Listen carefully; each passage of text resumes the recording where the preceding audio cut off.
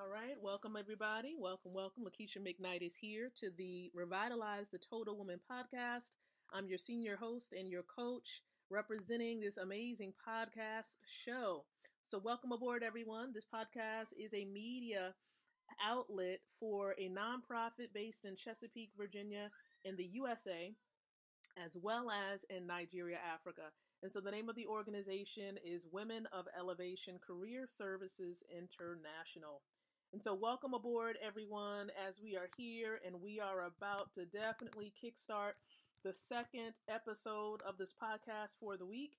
And so what I am going to do, just to make sure we're able to touch bases with all of our circles here on social media, I'm actually going to start a watch party, and it's going to be the watch party in the WOE, or Women of Elevation Global Community Area or Support Group area. So I'm going to do a watch party there. So I'm going to go ahead and get that going there. Okay.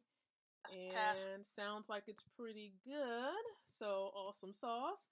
All right. But yes, welcome aboard, everyone. And so glad to have each and every one of you here. So the purpose of this podcast show that goes on Tuesdays and Wednesdays around 8 o'clock p.m. Eastern Standard Time, it really is to empower women, okay, with the tools to be able to create, relate, and elevate so you can walk in your God-given purpose and truly live your dream lifestyle. That is the purpose of this particular podcast show and for the nonprofit organization itself. So if you are a single woman with children, if you are a woman who has experienced domestic abuse or any type of abuse as a child and it impacts your life today, or even if you are a young woman now and you have unfulfilled career goals, this particular podcast is for you, and the nonprofit organization really is here to serve you. And so at any point, okay, at any point during the week or any day of the week, you can always visit our website to learn more about how we serve single women. All you would need to do is visit the website, which is womenofelevation.com, for more information.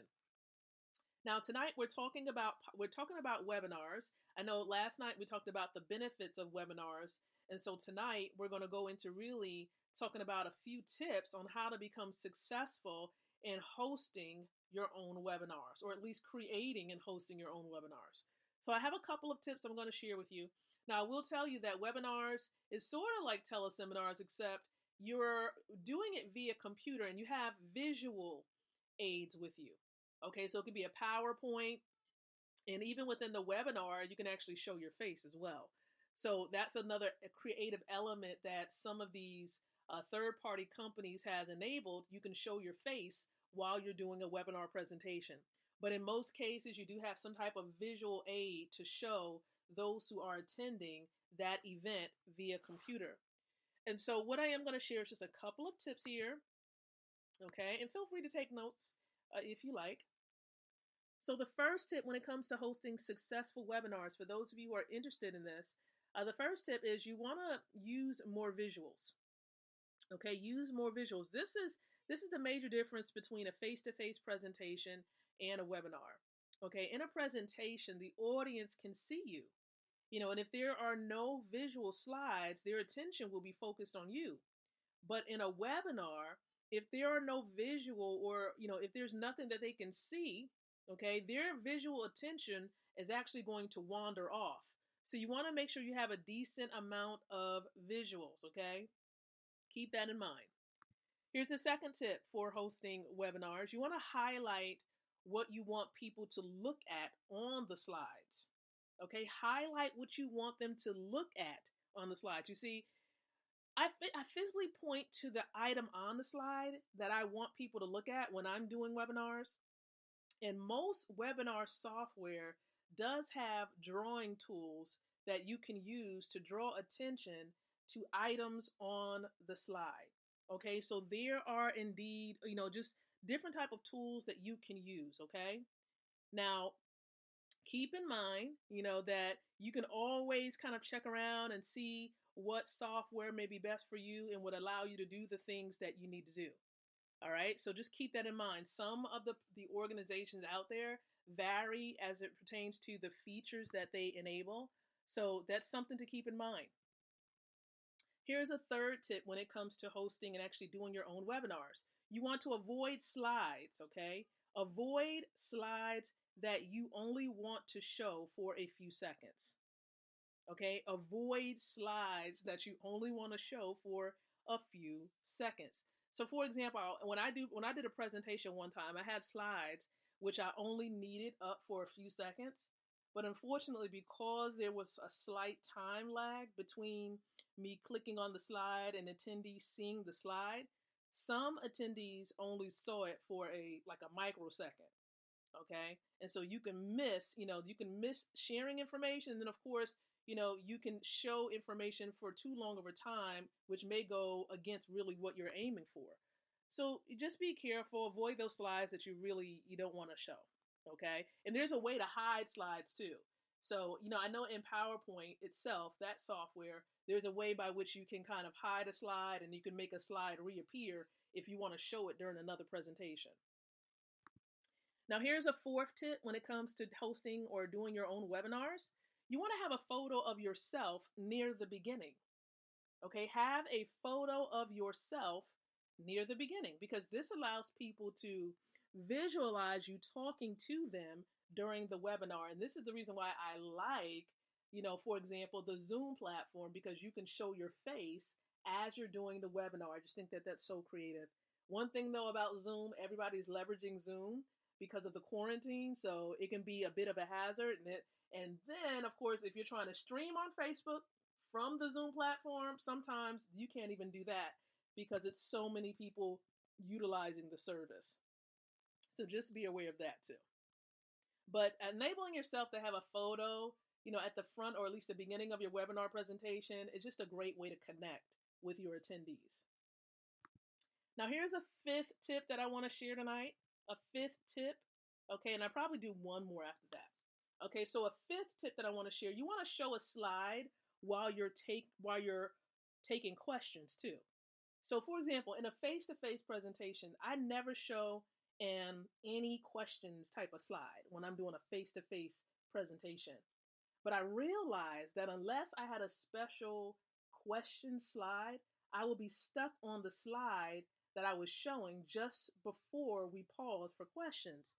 And you see that slide might be irrelevant to the question that I was answering. So, you might want to create a slide to use during question time. And it can just be like, a ton of like question marks. It can just be, some type of, slide that just says any questions. I think just something basic like that would be helpful. And then, of course, here is another point, a final point that I'm going to give, a little tip I'm going to give as well for webinars. You want to have a printout of your slides. Okay, have a printout of your slides. You see this right here? This is good advice for face-to-face presentations too. I made a printout of my slides by doing a screenshot of 15 slides in the slide sorter view. There's a different view that you can select in the PowerPoint software. And there's a slide sorter view that you can use.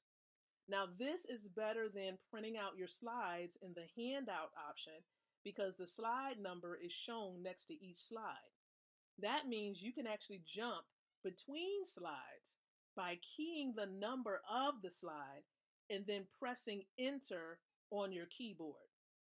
Now, this came in useful when an attendee asked me about a previous slide, and I was able to quickly click to it without clicking through multiple slides. So I think that was very, very helpful. Okay.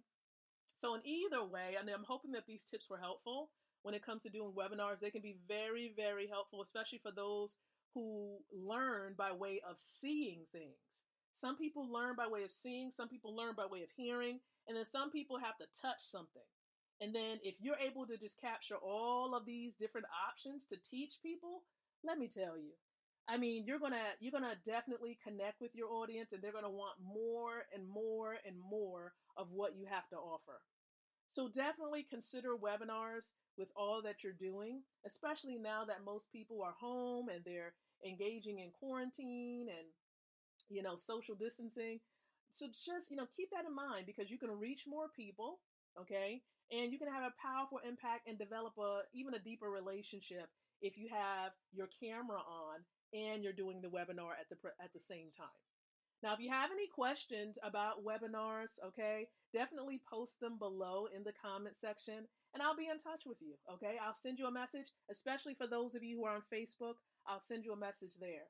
Now, if you're not connected to the organization that's hosting this webinar, Women of Elevation, we invite you into the community area on Facebook because we're going to begin sharing information about how to really leverage this time of quarantine to really build your business. Okay, because we're going to be transitioning into the second core area, which involves relating, okay, establishing powerful business relationships. And so we're going to be segueing into that and giving you tips on how to really take advantage of this time, thinking about the positives, thinking about how you can benefit from this time instead of focusing in on what the media wants to show you and put before your eyes. All right, so stay tuned. More information is to come. We're going to delve into transitioning into the core area of relate on next week, starting on Tuesday. So again, everyone, be blessed. Thank you so much. Join the community on Facebook. And the way that you're going to do that is by clicking on the link near the description area, right on Facebook if you see it, or in the description area on the podcast platform. It would simply be www.woecommunity.com. Again, that's woecommunity.com. And that's how you'll be able to request and to join the community area. So thank you so much, everyone. Be blessed. We'll be back on Tuesday. Have a pleasant rest of your week.